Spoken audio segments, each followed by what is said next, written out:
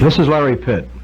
To members of the Rutgers family down over the years, the spot on the banks of the old Raritan known as Nelson Campus has been one of interesting history, colorful legend, hallowed tradition, varied activity, and fond memory.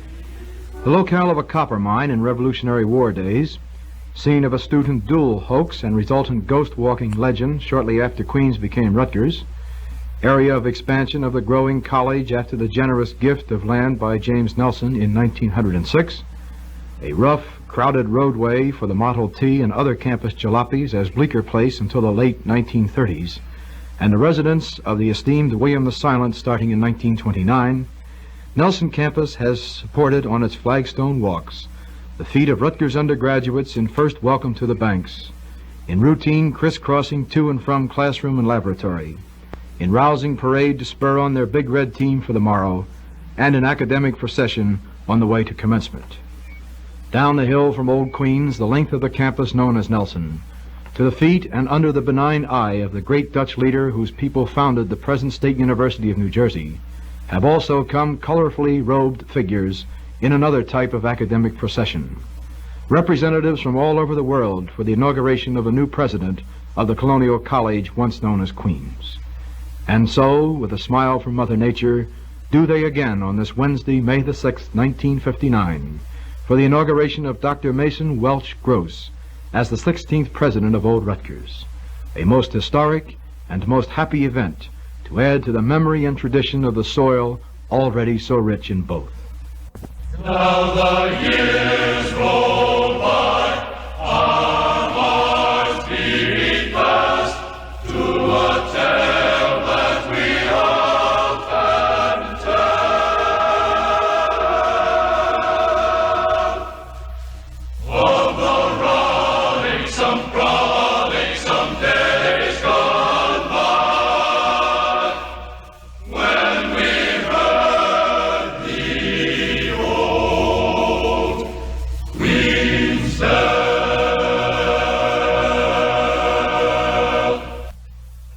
It's 10 o'clock on this warm spring morning in May. The green expanse of the campus grounds is now broken by crowds of people who have gathered in honor of Dr. Mason Gross. Men in black gowns and tasseled caps, among other visitors of modern dress, perhaps a symbolic representation of the years of past tradition and years of future hope, mixed in the activity of this day. Distinguished minds from the great educational centers of the world, from Harvard, MIT, Yale, William and Mary, universities of Hawaii, Cairo, Beirut, Canada, and other parts of the nations of the world. They meet, shake hands, and exchange ideas on this significant event in history which began with the founding of Old Queens College. The procession toward the platform in front of the statue of William the Silent is about to begin.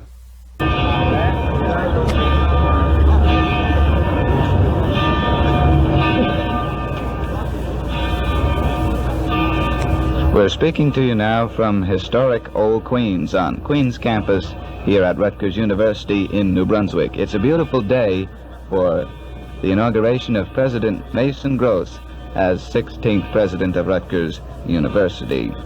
Directly in front of us now, taking part in the procession, is Governor Minor and Dr. Mason Gross. They are currently talking together, waiting their turn to go through the procession, through this building here, and journey on their way to the Nelson campus, where the actual inauguration of President Gross will take place. A long line of delegates is passing through the building, passing directly underneath us, very fancily dressed up in black robes with various colored hoods at the top surrounding the neck and draping down the back.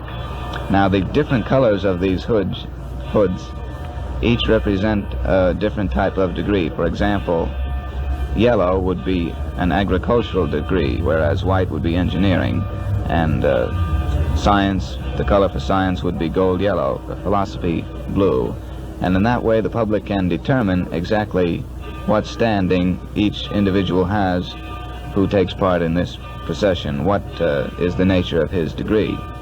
Now there's three lengths of the hoods that these people are wearing.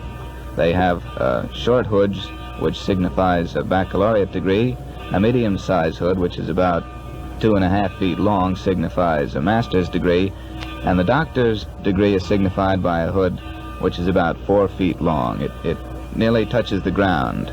The procession is originating from Queens campus here and is passing directly in front of us into a door which is located about 10 feet below us, through historic old Queens building, and then out the rear of the building, through Queens campus, across Hamilton Street into Nielsen campus, where the actual inauguration of President Gross will take place.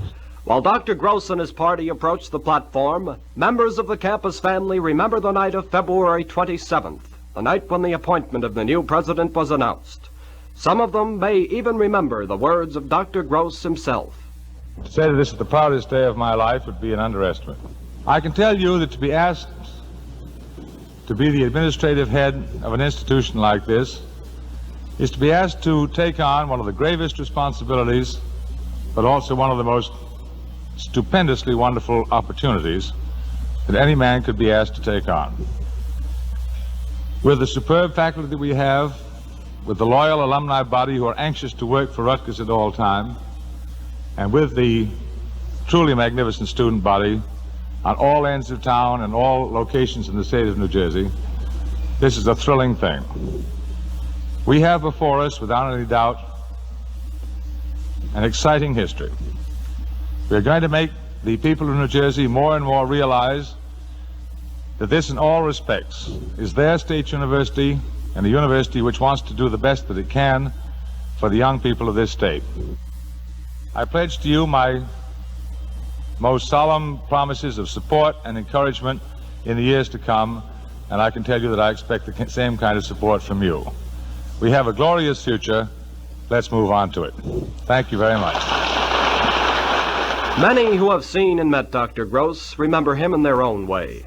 Some remember him on the screen of a television set, and others remember him in front of a classroom expounding and interpreting the teachings of philosophy.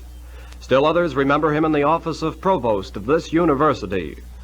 But there are some people who carry special memories of this man, soon to become the 16th president of Rutgers University. These are personal memories, which can only be formed from experience and close contact with Mason Gross, the friend and the colleague. It is from them that we hear now. Dr. Howard J. McKinney, retiring head of the music department after 44 years of devoted service.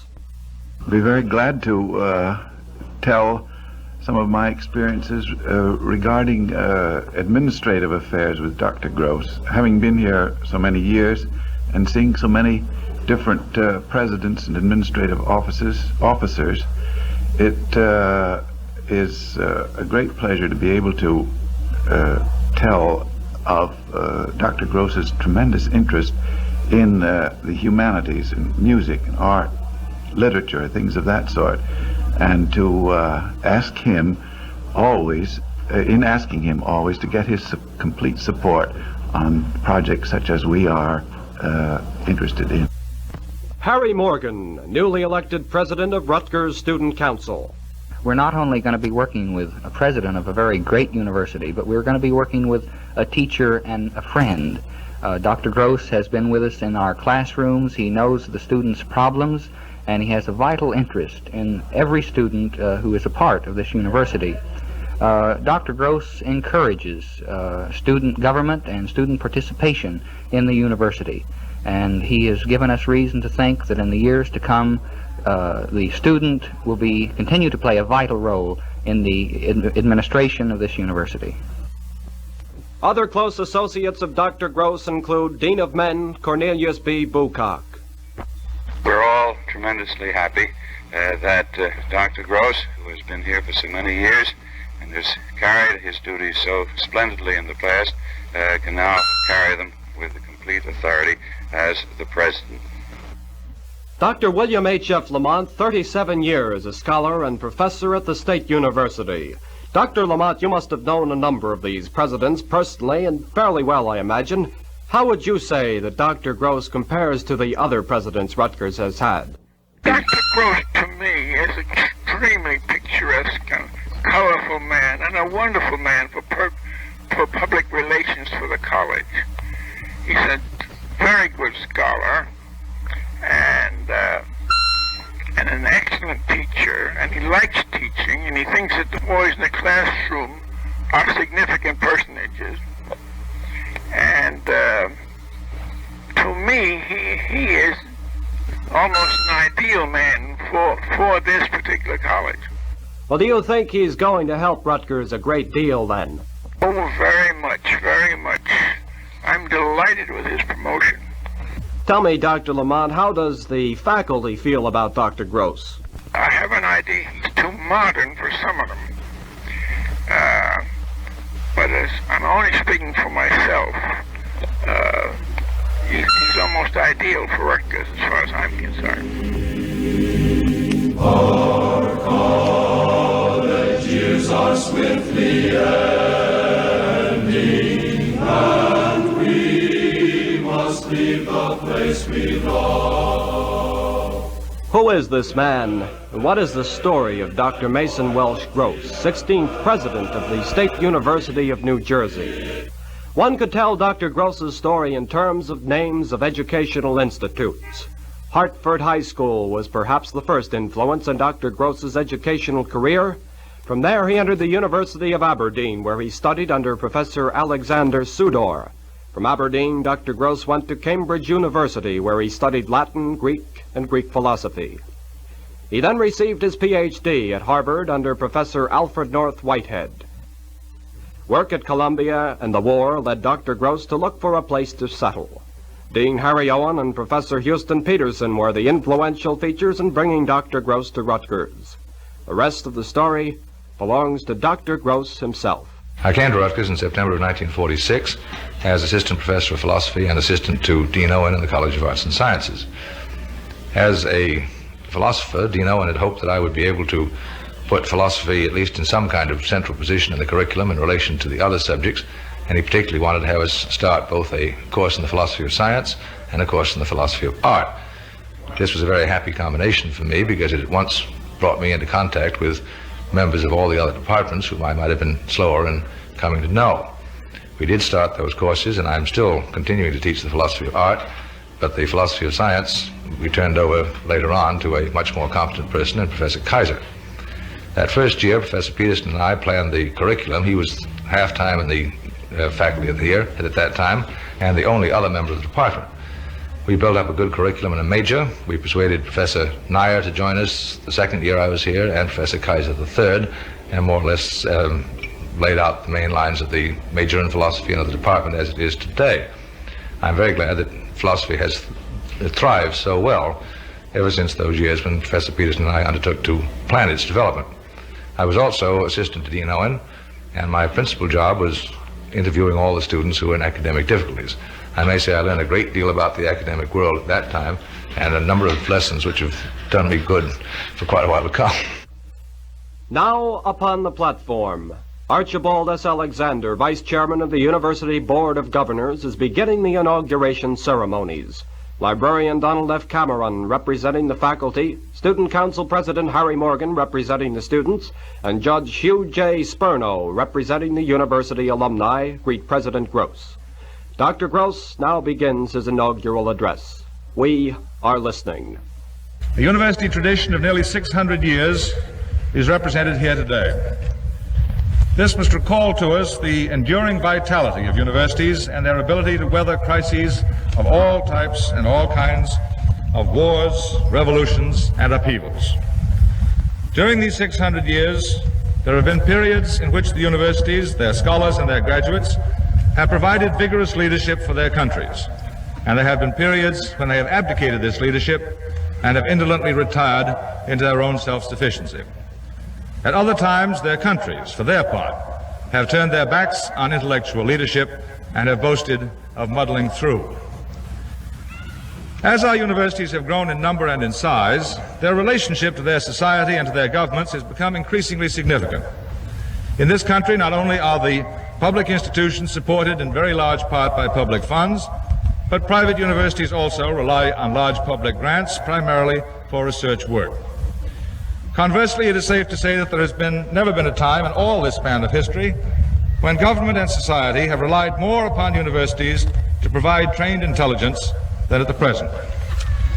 College degrees have become increasingly the passport to all kinds of jobs, and the graduating classes are eagerly sought out by all kinds of employers. University faculties are continually being rated for experts in all subjects and for all kinds of professional opinions. While the term egghead is still derogatory, at least for political purposes, nevertheless, more and more professors are being called upon by governments to help in the solution of problems, domestic and international. One might therefore be tempted to draw the conclusion that our universities are now at their highest point of vigor. There are, however, some danger signals. While we welcome our increasing cooperation with our non-academic friends, we must be sure that we have not bought this friendship at too high a price. There is a real danger that in gradually achieving a reputation for practicality, we may be substituting training for education and technical brightness and aptitude for intellectual power. And this is a danger even from the practical point of view. For if one of our primary purposes is to prepare the youth of today for tomorrow's tasks, it will not suffice to equip them only with the tools which were guaranteed as satisfactory through yesterday. The problem is thus one of preserving the proper balance between the essential contribution which the university should make to the solution of society's immediate problems and the work of the university itself as an institution of higher learning. I believe that now, in the middle of the 20th century in America, we have again both a problem and an opportunity which suggest a remarkable parallel with the land-grant movement and with the development of the Cooperative Extension Service, except that the locus of our problem now is not to be found in the farms and the fields, but in the cities and the suburbs. I need not elaborate on the fantastic problems which our increasing urbanization is posing. We read about these every day in the newspapers. But I will suggest that we should examine very closely the organization and aims of the program which has been so successful for nearly 100 years in agriculture, to see whether the same pattern of research, instruction, and extension, of practicality and vision, may not hold out great promise of being fruitful and inventive in coping with the problems of urban culture. This, I believe, would be the kind of practical service which our universities can render to their states, while at the same time increasing their own intellectual power. My second example of how to maintain the proper balance between university and society comes from the period immediately following the Second World War. The passage of the GI Bill posed for our colleges and universities the task of stretching their facilities to something beyond the utmost, in order that those who had served their country at war might be prepared for the gigantic problems of a hoped-for peace. This job, too, might have been performed in a perfunctory manner. It was a problem that obviously would not last very long, and it would have been quite easy to consider it merely as a nightmare from which we would soon awake, to resume our normal tasks as if it had never really happened. Again, this easy solution was rejected, and the crisis was seized as an opportunity. Wise curriculum planning, excellent recruitment of faculty, serious attention to academic standards, and the launching of a far more extensive program of research than ever before, all these ensured that Rutgers, and I am sure many of her sister universities, came out of this period far stronger and far more sophisticated,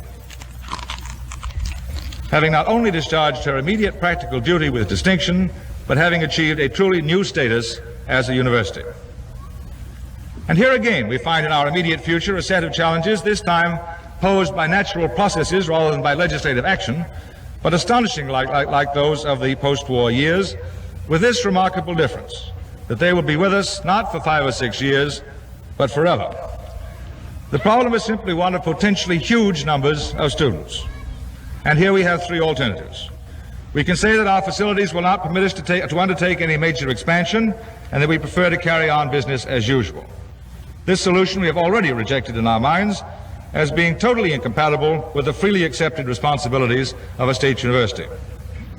Or we can say that we will admit all the students and increase our classroom and laboratory space, but that in order to do so, in order to do the whole thing as cheaply as possible, we will go in for mass education and not be too insistent on academic standards. This decision would be followed without doubt by an almost 100% turnover in our faculty, because it would be an obviously fraudulent solution.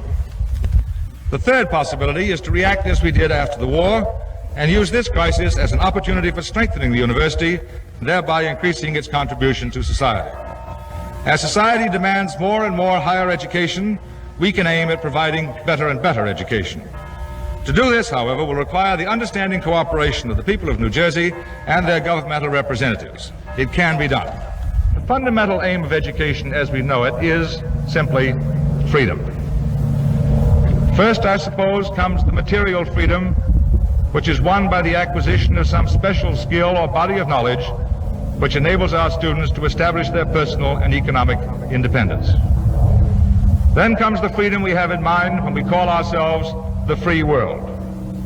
The freedom which results from a knowledge of how to organize ourselves politically, economically, and socially, and which minimizes the danger of our collapsing through incompetence into the power of a tyrant or a dictator. There is the freedom which comes about from the increasing scientific understanding of the forces of nature. And finally comes that freedom of spirit, which Spinoza identified as the power of the intellect, and which comes about when ignorance, superstition, hatred, and fear yield to clear and adequate ideas. I can think of no words in the English language which are more beautiful than the words, a free spirit. Few of us can ever achieve this freedom fully, but without envy or regret, we can recognize it as the shining star which best symbolizes the profoundest aspirations of mankind. It must therefore always be the ultimate aim of this university to provide the atmosphere and the intellectual conditions in which alone the free spirit can survive. To this end, I pledge my best and truest efforts. And deep in faith renew our breathing. For love we bear to Queens. Our college years are swiftly ending, and we must leave the place we love. Yet faith and loyalty. Thousands of people heard President Gross's address here today. Millions of others all over the world will hear or read it. Dr. Gross's words concern the future of an expanding state university. They were words of prospect, of hope, and of progress. But the message they convey is not limited to a university or a state. This is a message dedicated to an institution which has no borders, no boundaries. The institution of education. Dr. Mason Welch Gross is a leader of that institution. We, the Rutgers family, are proud of our new president.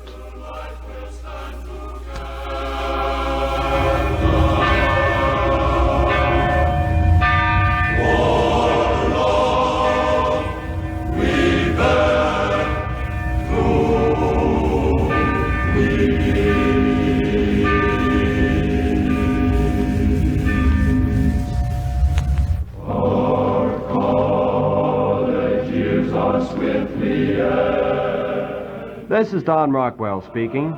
We wish to express our sincere appreciation to the officers and faculty of all the schools represented in this broadcast.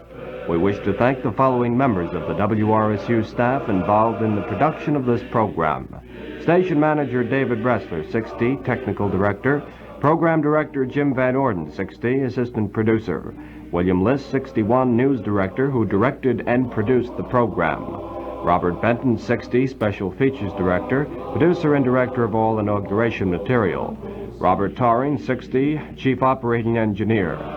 Phil Friedman, 60, Script. Barry Kramer, 61. Lou Littman and Charles Rosenberg, both 62, Preparation of Tape Material. And Jim Williams, Technical. This is Don Rockwell for the staff of WRSU Radio Rutgers.